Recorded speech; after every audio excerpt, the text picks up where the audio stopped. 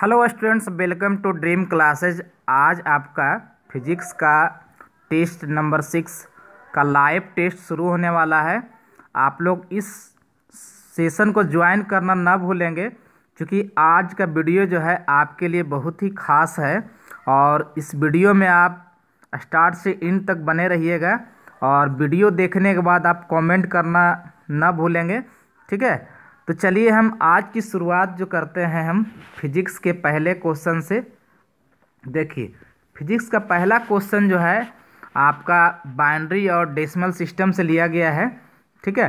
तो कहता है आपको डेसिमल सिस्टम को चेंज करना है बाइनरी सिस्टम में, यानी change of decimal system into binary system. कहता है दशमिक संख्या 25 को द्विधारी में लिखे, यानी कि बाइनरी सिस्टम में लिखने के लिए कहता है 25 को बाइनरी सिस्टम में लिखना है। तो देखिए आपका जो पहला ऑप्शन जो है ये है 11002, बी जो है 1001 ये 2, और ये है सी जो है 11001 और 2, और ये डी जो है 11012। आपके स्क्रीन पे हमारा पहला क्वेश्चन का 4 विकल्प है, ए बी सी और डी, और इसे शालीनता पूर्वक देख के उसके बाद इस क्वेश्चन का आंसर बताना है, ठीक है। और इस सेशन में जितना ज़्यादा से ज़्यादा आप भीड़ को बढ़ाइए, जितना एनर्जेटिक रहोगे बाबू, चूँकि यह है ना आपका एग्जामिनेशन का मैं पहले ही बता चुका हूँ कि आपका काउंट डाउन शुरू हो चुका है, ठीक है। अब क्या है ना, जैसे जैसे एग्जामिनेशन नज़दीक आएगा आप पर प्रेशर जो है काफ़ी हावी होगा। तो इस वीडियो को देखने के बाद अपना प्रेशर को आप कम करें, मैं यही कहना चाहूँगा। देख रहा हूँ मैं बहुत सारे बच्चे जो है इसका आंसर देना शुरू कर दिए हैं। कुछ बच्चे जो है इसका आंसर जो है ना इस बार स्टार्टिंग सी से किए हैं, और कुछ बच्चे इस क्वेश्चन का सॉल्यूशन जो है बी भी दे रहे हैं, यानी कि मैक्सिमम बच्चे जो है इस क्वेश्चन का सॉल्यूशन जो है ऑप्शन नंबर सी पर कर रहे हैं। तो मैं ऑप्शन नंबर 6 के ही जाना चाहूँगा कि 25 का आंसर जो होगा, यानी कि 25 को बाइनरी सिस्टम में लिखने का तरीका होगा 11001 होल 2, ठीक है। तो चलिए अगला क्वेश्चन भी हमारा आपका मॉडर्न फिजिक्स से ही लिया गया है, जो आपके स्क्रीन बोर्ड पे दिख रहा है कि A and D and gate का बूलियन व्यंजक है, यानी बूलियन व्यंजक Boolean expression of logic gate and gate what. तो ये ऑप्शन नंबर ए जो है y equal to A dot B, B जो है y equal to A plus B, C जो है y बराबर ए प्लस बी का बार, और डी नन ऑफ दीज है। यानी एंड गेट का बूलियन व्यंजक आपको बतानी है।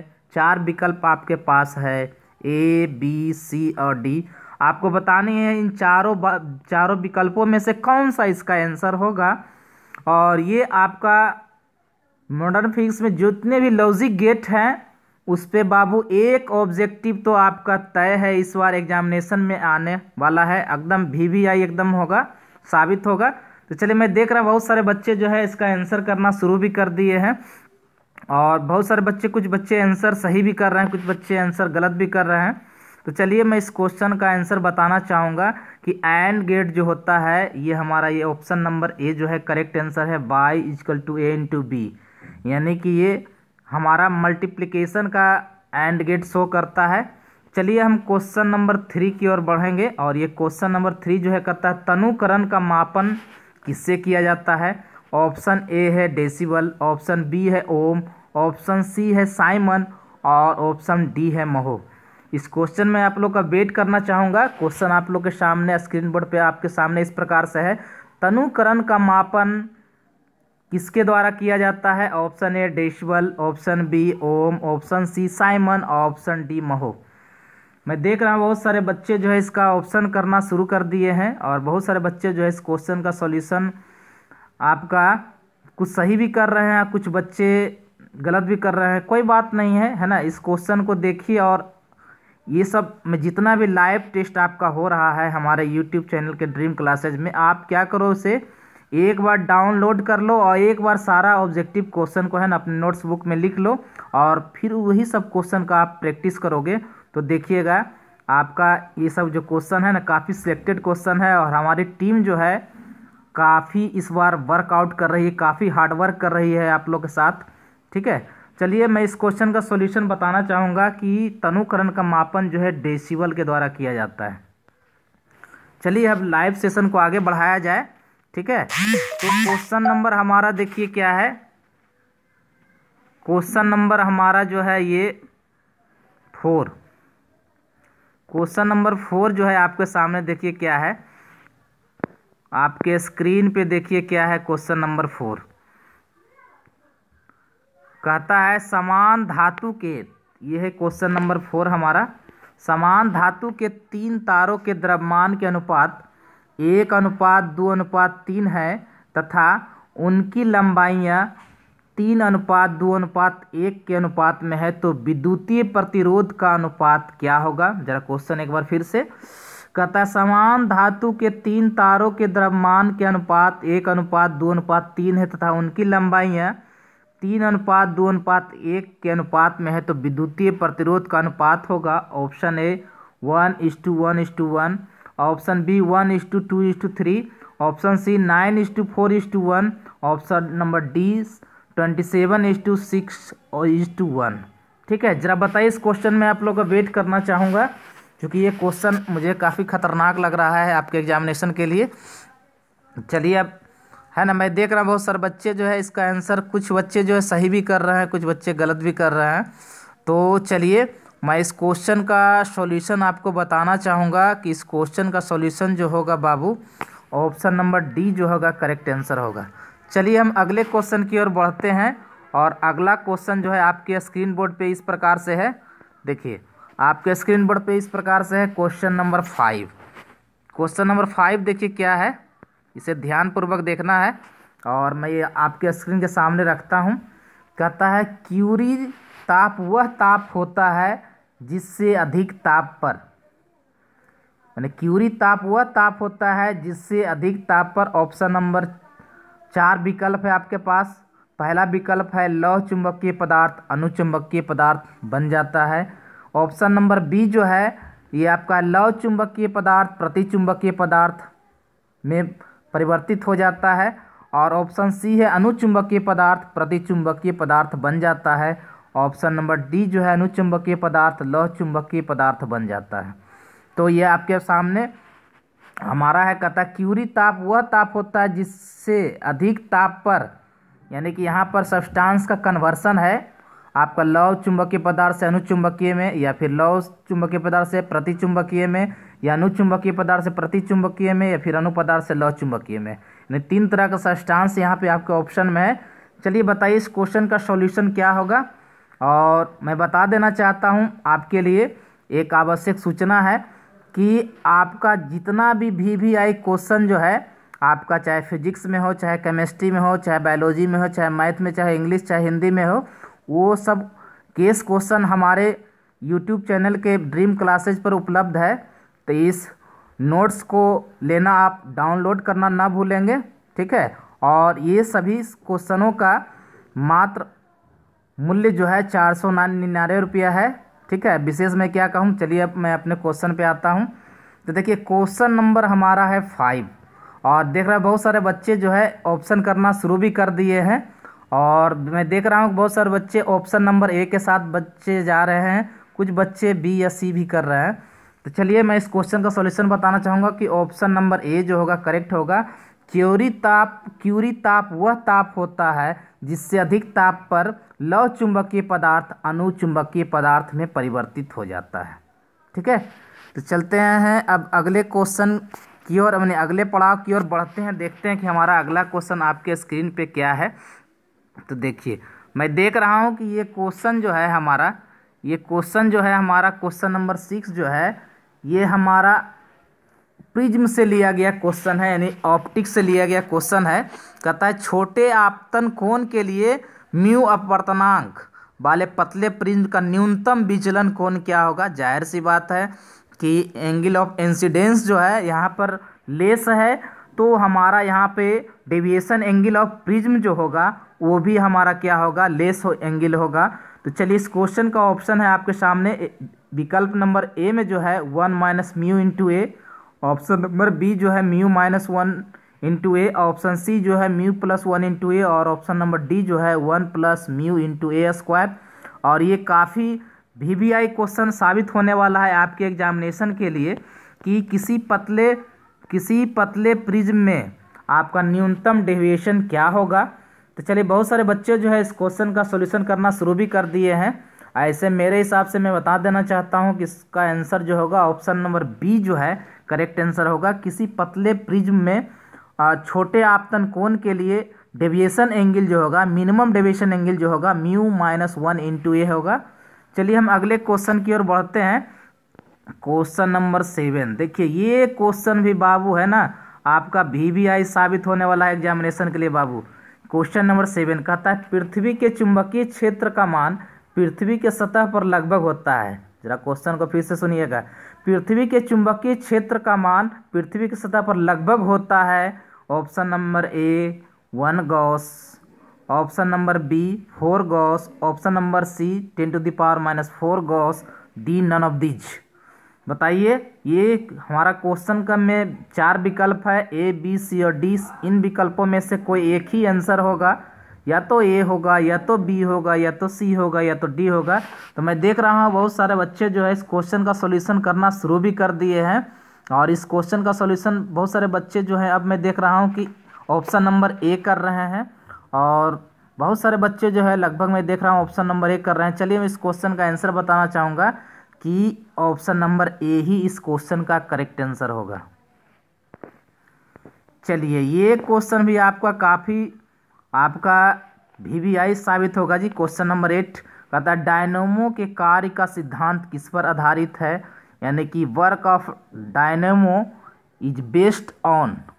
ठीक है, ऑप्शन नंबर ए धारा के ऊष्मीय प्रभाव पर, ऑप्शन नंबर बी विद्युत चुंबकीय प्रेरण पर, ऑप्शन नंबर सी प्रेरित चुंबकत्व पर, डी है प्रेरित विद्युत पर। ये काफ़ी इंटरेस्टिंग क्वेश्चन है, यानी कह सकते हैं काफ़ी VBI ये ताबड़तोड़ आपका इम्पोर्टेंट साबित होगा आपके आने वाली बोर्ड परीक्षा के लिए। तो बताइए कि आप इस क्वेश्चन में आप लोग को वेट करना चाहूँगा, क्योंकि ये क्वेश्चन आप लोग डायनेमो का कार्य प्रणाली के बारे में VBI क्वेश्चन आता है जी। ठीक है, चलिए इस क्वेश्चन का सॉल्यूशन मैं करना चाहूँगा। मैं क्वेश्चन नंबर 8 का सॉल्यूशन बी के साथ जाना चाहूँगा कि ये डायनेमो जो है कि कार्य सिद्धांत जो है हमारा विद्युत चुंबकीय प्रेरण पर आधारित है। चलिए हम लाइव सेशन को आगे बढ़ाते हैं, और अगला क्वेश्चन जो है हमारा, ये क्वेश्चन जो है ऑप्टिक्स से लिया गया है। ये क्वेश्चन हमारा जो है ऑप्टिक्स से लिया गया है। क्वेश्चन नंबर 9 कहता जब प्रकाश का अपवर्तन होता है तो निम्नलिखित में से कौन परिवर्तित नहीं होता है। ये VBI क्वेश्चन है दोस्त। ठीक है, कहता है जब प्रकाश का अपवर्तन होता है तो निम्नलिखित में से कौन परिवर्तित नहीं होता है। ऑप्शन नंबर ए तरंग दैर्ध्य, ऑप्शन नंबर बी आयाम, ऑप्शन नंबर सी चाल, ऑप्शन नंबर डी जो है फ्रीक्वेंसी आवृत्ति। आपको बतानी है क्वेश्चन नंबर 9 का सॉल्यूशन क्या होगा। इसमें कौन आपका जब प्रकाश का अपवर्तन की जब लाइट रे ऑफ लाइट जो है आपका किसी मीडियम से दूसरे मीडियम में जाती है और वहाँ अपवर्तन का केस होता है, यानी कि रिफ्रैक्शन का केस होता है, तो उसमें क्या परिवर्तित नहीं होता है। आपका वेवलेंथ की, एम्पलीट्यूड की, वेलोसिटी की, आपका फ्रीक्वेंसी। बताइए इस चारों ऑप्शन में आपका ऑप्शन कौन होगा। तो बहुत सारे बच्चे जो ऑप्शन करना शुरू भी कर दिए हैं, वाह, तो अच्छी बात है। चलिए 9 का option number D correct answer होगा। फ्रीक्वेंसी जो है आपका अपवर्तन के बाद इसमें परिवर्तन नहीं होता है। चलिए हम लाइव सेशन को और आगे बढ़ाते हैं, और ये क्वेश्चन नंबर 10 आपके स्क्रीन बोर्ड पे है, जो हमारा लग रहा है कि ये प्रीवियस क्वेश्चन ईयर है बच्चों। कहता है लेंस के द्वारा कितने प्रतिबिंब बने होंगे यदि वस्तु को प्रधान अक्ष पर रखा जाए। ये हमारा फिगर है। लेंस में इस तरह का 4 मीडियम है, μ1 है, μ2 है, μ3 है और μ। तो यहाँ पे बताना होगा कि आपका कितना आपका प्रतिबिंब बनेगा किसी वस्तु को यदि प्रधान अक्ष पर रख दिया जाए। Question number 10। ठीक है, ऑप्शन नंबर A1 है, B7 है, C3 है, D2 है। मैं देख रहा हूँ बहुत सारे बच्चे जो हैं ऑप्शन, कुछ बच्चे बी भी कर रहे हैं, कुछ बच्चे डी भी कर रहे हैं, कुछ बच्चे ए भी कर रहे हैं, कुछ बच्चे सी भी कर रहे हैं। आप देख रहा हूँ कुछ बच्चे डी भी करना शुरू कर रहे हैं। ठीक है, तो चलिए इस क्वेश्चन का सॉल्यूशन बाबू डी होगा। चलिए हम अगले क्वेश्चन की ओर बढ़ते हैं। ये क्वेश्चन भी हमारा खास है। ये भी हमारा क्वेश्चन जो है आपका एंगल ऑफ क्रिटिकल एंगल से लिया गया है, टोटल इंटरनल रिफ्लेक्शन से लिया गया है, यानी कि ऑप्टिक्स का ये क्वेश्चन है। कहता है गोले के माध्यम का वायु में क्रांतिक कोण जो है 48 डिग्री है, तो एक किरण कितने पूर्ण आंतरिक परिवर्तन करेगी। एक गोले के माध्यम का वायु में क्रांतिक कोण 48 डिग्री है, तो एक किरण कितने पूर्ण आंतरिक परिवर्तन करेगी। ऑप्शन नंबर 1 बार, ऑप्शन नंबर बी 2 बार, ऑप्शन नंबर सी 4 बार, डी नन ऑफ दीज। यानी कि यहाँ पर टोटल इंटरनल रिफ्लेक्शन की संख्या बतानी है कि वो क्या होगी क्वेश्चन नंबर 11 में। ठीक है, तो मैं देख रहा हूँ बहुत सारे बच्चे जो है, कुछ बच्चे आंसर सही भी कर रहे हैं, कुछ बच्चे गलत भी कर रहे हैं मेरे हिसाब से। ठीक है, तो मैं देखना चाहता हूँ इस क्वेश्चन का सॉल्यूशन क्या होना चाहिए।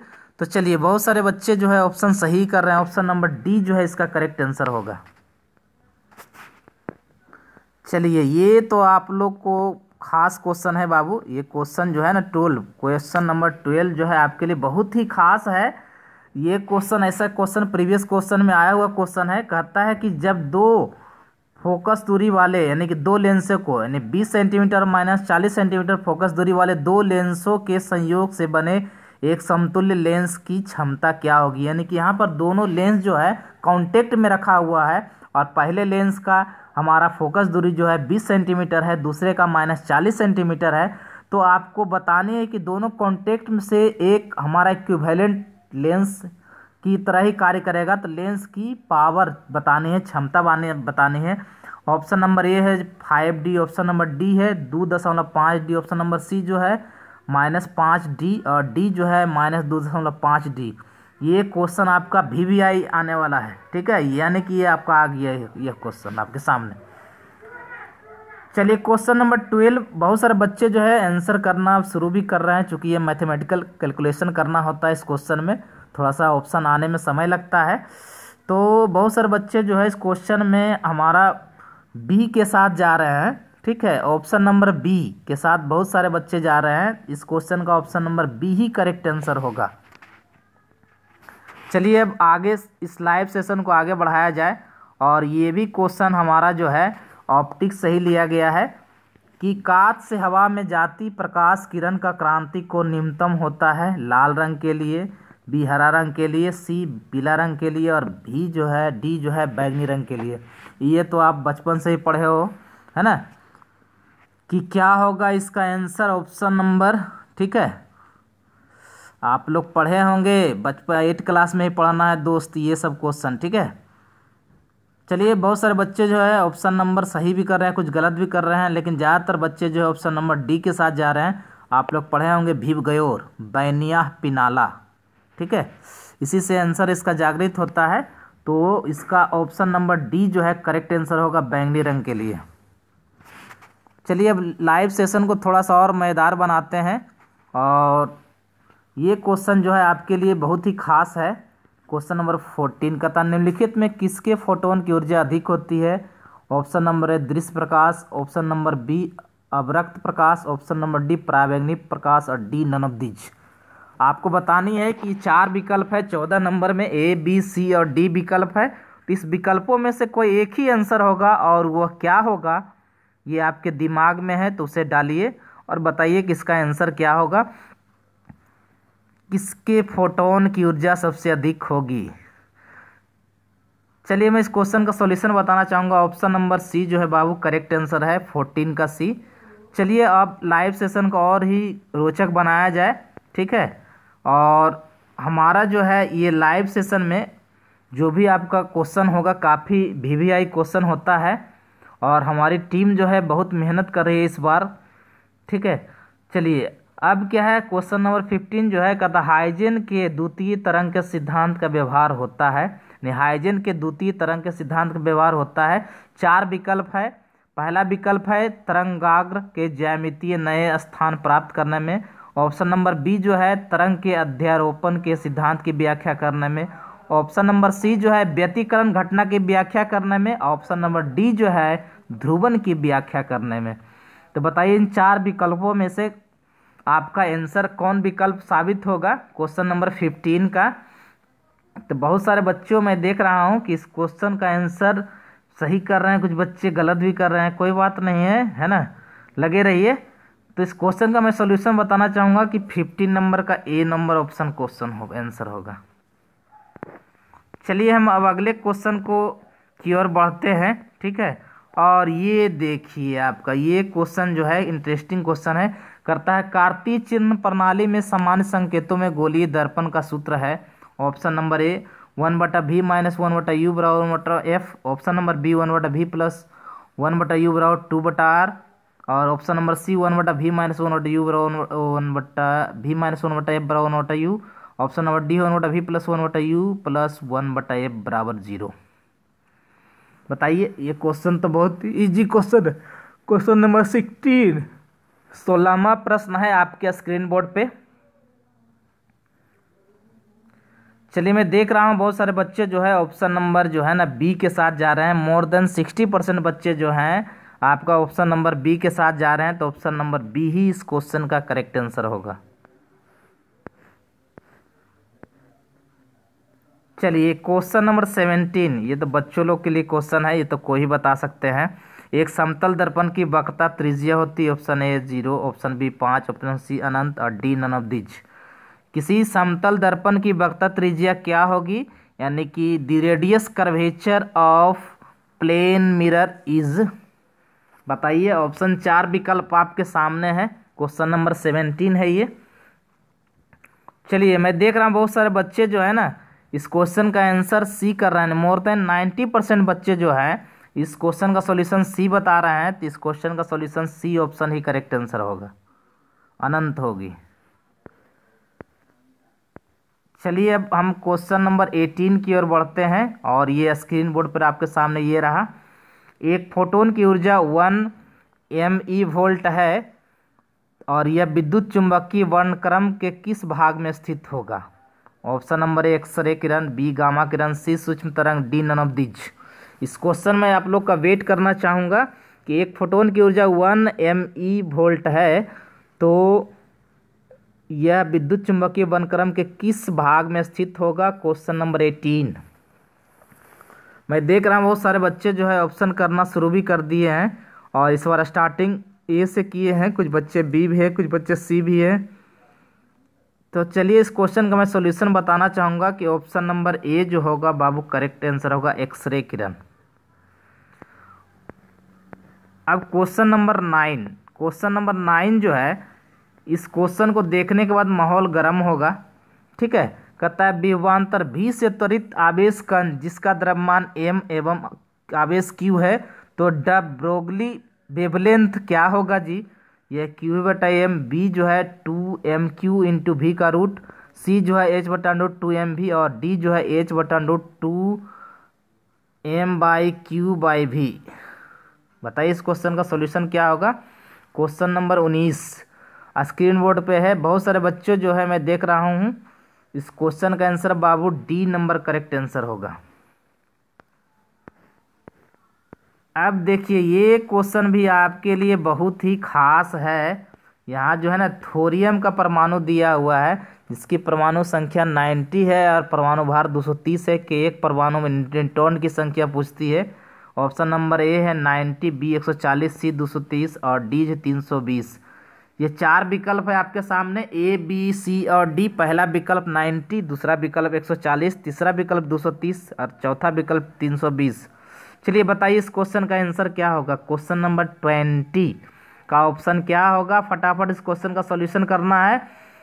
तो मैं देख रहा बहुत सारे बच्चे जो है इसका आंसर करना शुरू भी कर दिए हैं और इस क्वेश्चन का मोर देन 95% बच्चे जो है ऑप्शन नंबर बी के साथ जा रहे हैं। मैं भी बी के साथ ही जाना चाहूँगा। अब देखिए ये क्वेश्चन का बाबू है ना, एक उभयोत्तल लेंस जिसकी म्यू बराबर 1 अपवर्तनांक 1.5 के प्रत्येक तल की वक्रता त्रिज्या 20 सेंट, लेंस की क्षमता ज्ञात करनी है।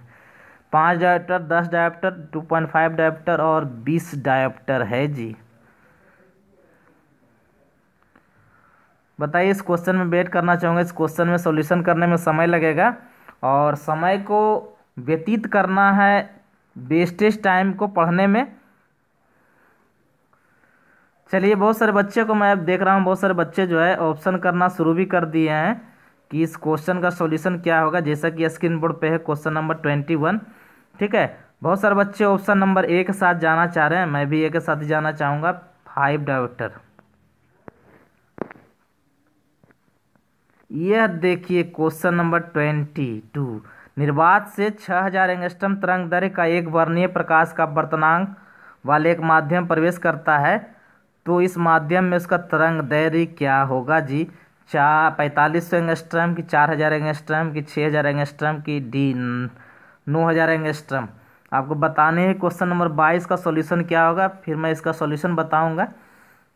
ठीक है, अभी क्या है, जितने भी आपका लाइव टेस्ट जो हो रहा है वो आपका स्क्रीन रिकॉर्डिंग पे हो रहा है। ठीक है, अब क्या है ना कि इसके बाद जो है सभी का लाइव वीडियो मिलेगा जल्दी। ठीक है, चलिए, मैं देख रहा बहुत सारे बच्चे जो आंसर सही भी कर रहे हैं, कुछ बच्चे गलत भी कर रहे हैं। ऑप्शन नंबर बी के साथ जा रहे हैं, मैं भी बी के साथ जाना चाहता हूँ।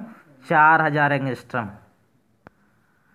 अब क्या है, ये क्वेश्चन नंबर देखिए ना, क्वेश्चन नंबर 23 कहता है विस्थापन धारा का व्यंजक है mu naught into epsilon naught d phi बटा डी टी।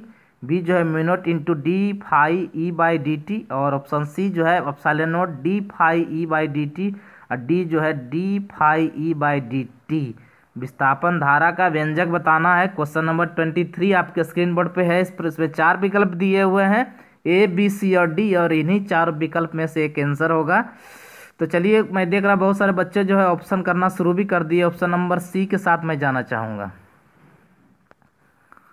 चलिए, अब हम क्वेश्चन नंबर 24 की ओर बढ़ते हैं, और ये काफ़ी धमाकेदार क्वेश्चन है। कहते हैं एक लेंस की क्षमता P होती है, तो P बराबर 1/f की, P बराबर F की, P बराबर 1/f स्क्वायर की, डी P बराबर F स्क्वायर। ये तो आप लोग बहुत, आप लोग का ये 8वें क्लास से ही पढ़ाना है, लेंस की पावर क्षमता क्या होती है। चलिए, बहुत सारे बच्चे जो है इसका आंसर जो है ऑप्शन नंबर ए के साथ जा रहे हैं। 95% बच्चे ऑप्शन नंबर ए कर रहे हैं। इस क्वेश्चन का मैं सॉल्यूशन बताना चाहूँगा, ऑप्शन नंबर ए ही करेक्ट आंसर होगा। अब देखिए, ये है क्वेश्चन नंबर 25। तांबा का कार्य फलन होता है कुछ जूल, कुछ वोल्ट, कुछ वाट, कुछ इलेक्ट्रॉन वोल्ट। चलिए, क्वेश्चन नंबर 25 जो है ये आपका ऑप्शन में 4 विकल्प है, ए बी सी और डी। बताइए इन विकल्पों में से कौन सी इसका आंसर होगी। बहुत सारे बच्चे ऑप्शन नंबर जो है ना ए कर रहे हैं, बी कर रहे हैं, कुछ बच्चे इस बार डी भी कर रहे हैं। तो इस क्वेश्चन का सॉल्यूशन ऑप्शन नंबर डी ही करेक्ट आंसर होगा, कुछ इलेक्ट्रॉन वोल्ट। अब क्या है, क्वेश्चन नंबर 26। ये क्वेश्चन काफ़ी बार बार पूछा गया क्वेश्चन है, अनगिनत बार क्वेश्चन पूछा गया है कि डब्ल्यू का फुल फॉर्म क्या है। वर्ल्ड वाइड वायर की, वर्ल्ड वाइड वेब की, वर्ल्ड वाइड वाइज की, नन ऑफ दीज। WWF का पूरा रूप क्या है। ठीक है, आपको बताने है इस क्वेश्चन का सॉल्यूशन क्या होगा। ये क्वेश्चन नंबर हमारा है 26। तो इस बहुत सारे बच्चे जो है ऑप्शन नंबर क्वेश्चन लिखने के साथ ही कर रहे हैं, option number B world wide web. अब क्या है हमारा क्वेश्चन नंबर 27। ये जो है आपके लिए बहुत ही खास है। कहता जब लेड उत्क्रमक अभिन्नति में होता है तो क्या होता है, प्रकाश उत्सर्जित नहीं होता है, प्रकाश उत्सर्जित होता है, प्रकाश अवशोषित भी नहीं होता है। तो ऑप्शन नंबर डी है नन ऑफ दीज। बताने की 4 विकल्पों में से आपका ऑप्शन ए है कि बी है कि सी है कि डी है। चलिए, मैं बताना चाहूँगा इस क्वेश्चन का आंसर डी होगा, नन ऑफ दीज। चलिए, अब क्वेश्चन नंबर 28 जो है कहता है गैप संधि द्वारा अधिकांश प्रकाश उत्सर्जित होता है। ऑप्शन नंबर ए लाल और बैगनी, ऑप्शन नंबर बी लाल और पीला, ऑप्शन नंबर लाल और हरा, इनमें से कोई नहीं। गैप संधि द्वारा अधिकांश प्रकाश उत्सर्जित होता है। ऑप्शन 4 विकल्प है आपके सामने है, ए लाल और बैगनी, बी लाल और पीला, सी लाल और हरा, डी इनमें से कोई नहीं। तो 27 का answer Babu option number A correct होगा, लाल और बैगनी। चलिए, अब क्वेश्चन नंबर 29। ये क्वेश्चन नंबर 29 जो है आपके सामने आपके स्क्रीन बोर्ड पे देखिए इस प्रकार से है कि कहता है कि फॉरबिडेन ऊर्जा अंतराल की चौड़ाई अधिकतम है धातुओं के लिए, चालकों के लिए और चालकों के लिए, D none of these. Forbidden ऊर्जा अंतराल की चौड़ाई सबसे अधिकतम किस में होती है, मेटल्स में, कि आपका नॉन मेटल में, कि आपका सेमीकंडक्टर में, कि नन ऑफ दीज। तो इस क्वेश्चन का सॉल्यूशन आप लोग बताइए, मैं बेट करना चाहूँगा कि फॉर्बिडन ऊर्जा अंतराल की चौड़ाई जो है आपका कम होता है अचालकों के लिए। Option number B correct answer होगा बाबू। अब देखिए क्वेश्चन नंबर हमारा 30 जो है ये अभी आपके लिए बहुत ही खास है। कहता हुआ तरंगों पर किसी सूचना के अध्यारोपण की प्रक्रिया को कहते हुए, तरंगों पर किसी सूचना के अध्यारोपण की प्रक्रिया क्या कहते हैं? प्रेषण, मोडलन, बी मोडलन, की आपका डी ग्रहण। क्वेश्चन नंबर 30 ये आपका VVI क्वेश्चन साबित हो सकता है आपके एग्जामिनेशन के लिए। तो चलिए, बहुत सारे बच्चे देख रहे हैं, बहुत सारे बच्चे जो है ऑप्शन करना शुरू भी कर दिए हैं। कुछ बच्चे ए के साथ जा रहे हैं, कुछ बच्चे इस बार डी के साथ जा रहे हैं, एक आध बच्चे जो है सी या बी के साथ जा रहे हैं। चलिए इस क्वेश्चन का सॉल्यूशन बताना चाहूंगा। ऑप्शन नंबर डी जो होगा बाबू करेक्ट आंसर होगा, ग्रहण। तो इस वीडियो को स्टार्ट से एंड तक ना देखने भूले और कमेंट करना ना भूले, ठीक है। तो बस मिलते हैं अगले वीडियो में। Best of luck.